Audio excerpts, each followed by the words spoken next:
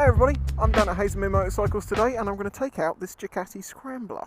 Now, I have never ridden a Ducati before in my life. I'm not doing like a full-on review of this bike because I think this bike's been around long enough now that people can find out the specs and figures and stuff like that. I just want to ride it and see what it's like because I've never ridden one before. I've never ridden a Ducati before. I've never ridden a Scrambler before. I'm not going to talk about any of the politics or any of the stuff that is ever said about these bikes because I know the Scrambler was a bit controversial with some people. I just want to see what it's like to ride.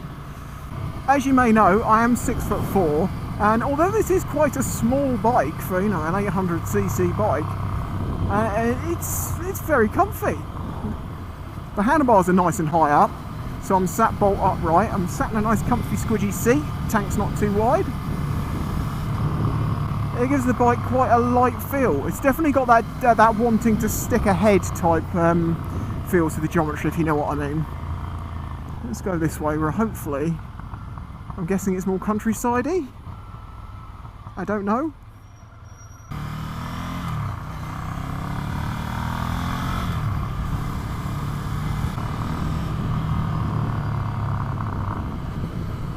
It's got a lovely sound to it too.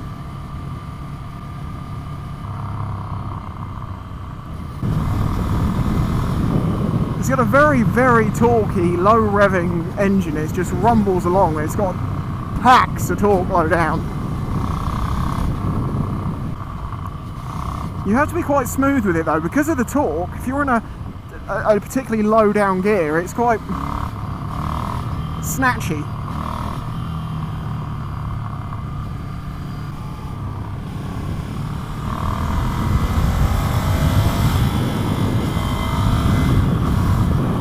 Plenty of grunt for the overtake, but you see as you come off the throttle, if you're not that smooth, it is a little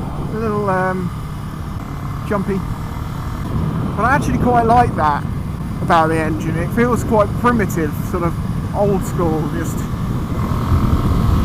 power. I'm really quite liking this.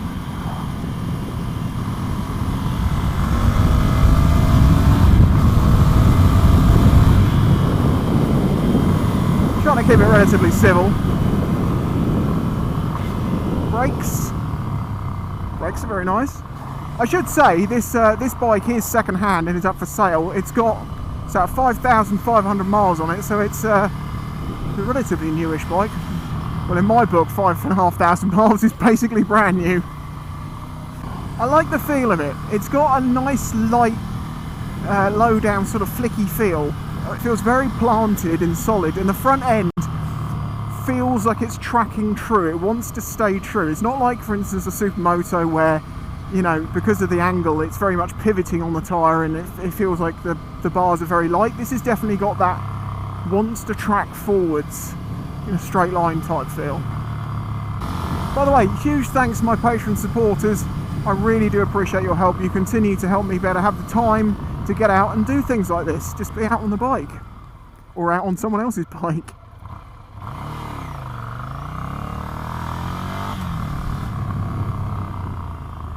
Mr. Chip Murphy of DME Vlogs, you'll know he rode one of these back from Saudi Arabia, long ass way, and I can actually see how he kind of did that because, well, okay, all right, after hours in the saddle it might be slightly different, but it feels like a relatively relaxed position to be sat in. The seat is very squidgy and it's nice and wide. I feel like I half recognise this road, but I probably don't. No, I do know this road. I've taken the perfect route. I don't believe it. Oh, I could go wrong now though. No, I think I still know it.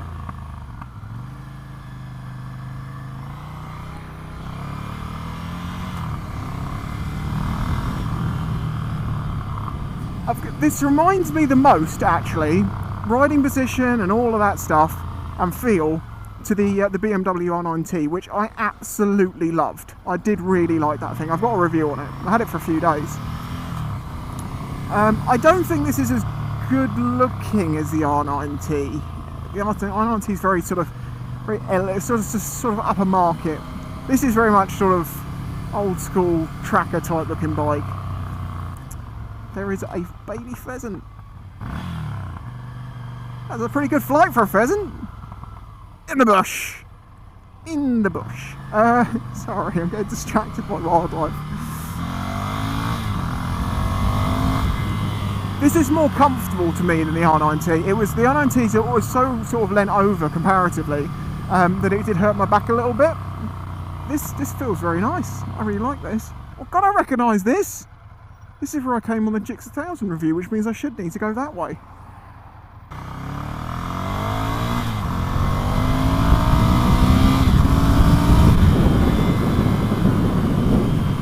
Not even using half throttle there. This has got some proper grunt to it.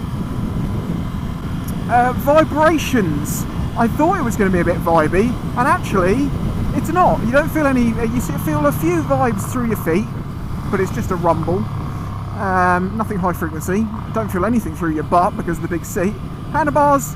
There's a little bit of a rumble to that, but that's mostly lower frequency stuff. It's not the finger tingling stuff. And as you get through the engine range and you get to more comfortable sort of cruising speed, the harmonics change and it doesn't vibrate nearly as much. Like here, it's perfectly smooth. It feels great.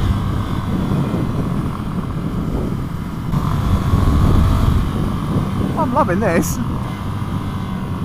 Just need to get a little bit more confident with it.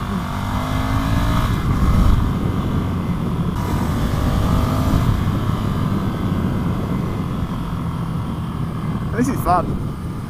Always a good place to have a listen. It does get this sort of vibration-y sound a bit higher up the rev range. You know, the lower down stuff's very... But then when you get a bit higher, it gets a bit vibey sounding. Something's rattling. It could be something just vibrating on this, or it could be something to do with the engine. I don't know.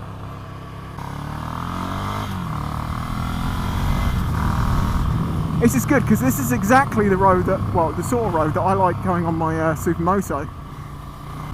And I think that's good to test it here because I don't think this is designed for the track, and I don't think it's designed to go on the motorway because of, you know, you've got very little, if no, wind protection on this. Though I'm sure it would be extremely comfortable with the low revs. I think it is just cruising around the country roads with this is really designed for.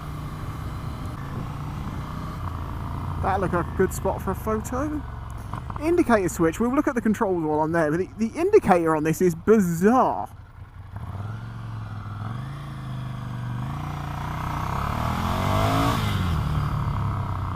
You know, so looks wise, it's a mixture of modern and classic. The little accent of the yellow through it, I think that's actually quite a nice little sort of hint of colour into something that's otherwise black. Is it Termagoni? Exhaust system on it. I take it that's not standard. Pretty sure it's not. So yeah, so the high bars. It's raked out a little bit, but not too far. Obviously, it's got this big, wide, squidgy seat, but you tend to sit right up here. But as you can see, it's little. It's quite small. It feels very light, but that might be because the engine's all the way down there. So let's have a feel of the weight. Oh, that's actually not that bad at all. And it's full of fuel. That is not bad. Yeah, well, side stand out sideways, not down. Weird. So you've got spoked rims, big old discs, Brembo calipers. The brakes, as I say, do feel very nice on this. So, ignition's here.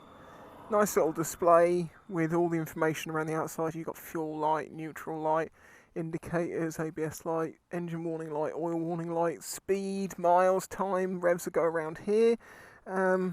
Pass light. Oh, I know I'd snap that off at some point. Oh, hang on, it's because it goes up and down and in and out.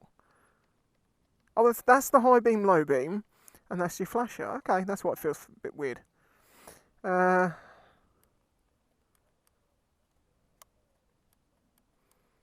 Not sure what that one does.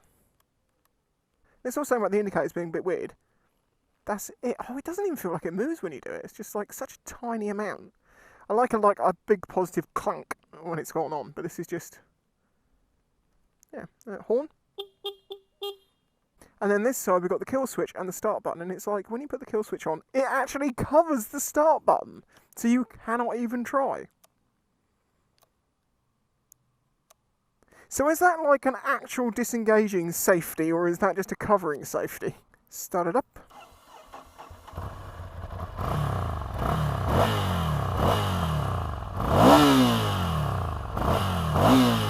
Yeah, red lines are around 8,000 RPM. I will say, because this was my biggest gripe with the R9T, that the front brake had like an inch of movement before it did anything. This bike is no different. This actually could be quite a hooligan-y little bike, because it's quite fun-inducing. You know, you play around with it a bit. It's not heavy. It's got the light factor. I really like it, I have to say.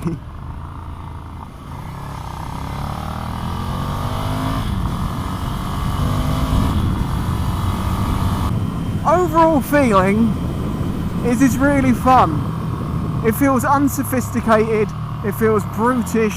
It feels, as I say, it's a little bit jerky. You've got to be smooth with it. And I've only ridden this for about an hour. If I had more time on this and got very comfortable with it, I could see this bike being an absolute blast. You know, pleasure riding, commuting, all these things, perfectly possible. Long distance stuff, I was going to say, you know, probably not the bike I'd choose, but as Dave would say to me, well, I rode one back from Saudi Arabia to England, so it can do the miles.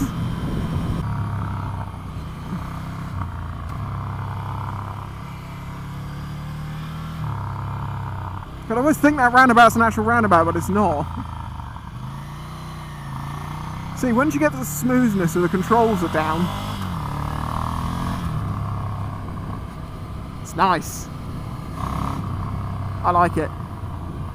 As I say, this wasn't going to be a full-on review. This was just an opportunity I had to get out on my first ever Ducati, first time ridden a Scrambler, and just see what it's like. And I'm kind of hankering for more. I really like it. But then that makes sense, because, you know, for the things that I like in bikes, this has actually got a lot of those things incorporated. You know, it's not ridiculously too fast. It's got torque. It's light. It's agile. It's fun in the country roads. Side stand comes out sideways and not straight down. My God. I don't think there's a lot more I can say by riding it more and more. I'll just get wet. But what I can say is that I really enjoyed that. I really, really did. That was nice. Well, there we go. Huge thanks to Haslemere Motorcycles. You've given me the opportunity to do so many firsts in my life. We've made many videos together. I'm really appreciative of your support. It's amazing. As I am of my Patreon supporters and the people who remember to like the video, and my subscribers, and all of you guys who help me keep doing this. But now we must get back to work. Thanks for watching, and I'll catch you next time. I like you. You're good. If you enjoyed this video and the other content on the channel, please consider following the links in the description to show your support.